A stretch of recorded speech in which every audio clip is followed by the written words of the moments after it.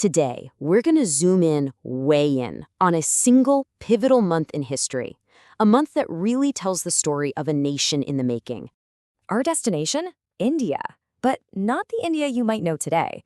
We're talking about a place and time just crackling with this unique energy, only 9 years after independence. So yeah, let's step back in time and see what it was really like. I mean, this quote just nails it, doesn't it? You can almost feel it. A moment of huge possibility, for sure, but also just this incredible pressure. So let's dive into what that actually meant for the people living through it. So what was really happening on the ground? Well, India was right in the middle of this huge, complicated, and let's be honest, often messy experiment in nation building. Just try to imagine it. You're trying to build a modern democracy from scratch, while at the same time honoring thousands of years of history. That was the tightrope they were walking. And I mean, everything was up for debate, from the lines on the map to the songs you'd hear on the radio.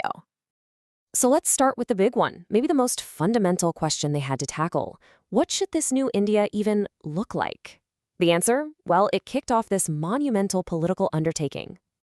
You see, before this, the map was this jumble of old British provinces and hundreds of princely states. The new idea was pretty radical, actually. Reorganize the entire country around common languages. The thinking was it would give people a new, stronger sense of identity and belonging. And you really can't overstate how huge of a change this was. This wasn't just about renaming a few places. No way. This was about fundamentally rethinking the entire internal structure of the world's largest new democracy. And believe me, this wasn't some quiet academic exercise. By March 1956, the debate was raging. You had Prime Minister Nehru trying to manage all these passionate, sometimes volatile movements, like the Samyukta Maharashtra movement in Bombay, which was demanding a separate state for Marathi speakers.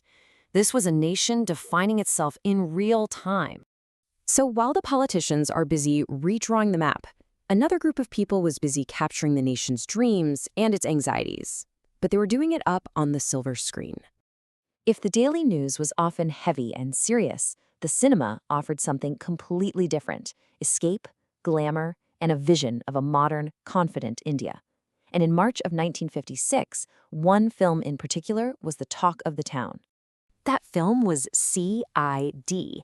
It was this super stylish thriller, produced by the legend Guru Dutt, and starring the impossibly suave Dev Anand. A total smash hit. And get this, it was also the debut of Wahida Rahman, who would become one of India's most beloved actresses. The film just had this cool, urban pulse that was totally infectious. But you know, more than the plot, it was the music that really endured. Songs like Leke Pella Pella Pyar, they became anthems. It was the sound of a new generation, optimistic, romantic, and just totally ready for the future. But this new India wasn't just being imagined in parliament or dreamed up on film sets. It was being physically built with steel and concrete on a scale that was just truly epic. In March 1956, India was deep into its second five-year plan. And look, this wasn't just some boring economic policy. This was a national declaration of intent. The plan really had two main pillars. First, to kickstart heavy industry. We're talking steel, machinery, power. And second, the ultimate dream, to make India self-sufficient, a nation that could build its own future without having to rely on foreign powers. Prime Minister Nehru had this powerful phrase for all these massive projects, like the colossal Bakranangal Dam. He called them the temples of modern India. For a new secular republic searching for its own symbols of progress, these dams and steel plants, they were sacred places. They were the modern temples where the future was being forged. And the progress was so remarkable that it drew international attention. Even Lord Mountbatten, the last British viceroy, returned that very month to witness the transformation of the nation he had overseen the partition of just 9 years earlier. This spirit of reinvention really touched everything. In daily life, you had ads for products like Murphy radios showing a public aspiring to modernity.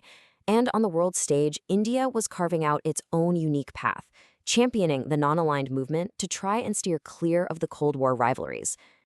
So you've got politics, culture, industry, all colliding in one short month. But what's the takeaway here? Why does a single month from nearly 70 years ago still matter? Well, it matters because history isn't just a collection of old stories. The decisions that were made back then, they directly shape the India we all know today. The debates from the States Reorganization Act in 1956 drew the very lines that define many of India's states today. That big industrial push laid the groundwork for India's economic might. And the songs from films like CID, people are still humming them. The echoes are absolutely everywhere. And ultimately, March 1956 reminds us that history isn't just about grand sweeps of time. Sometimes you can see the entire future of a nation taking shape in the span of just 31 days. A time of giants, indeed.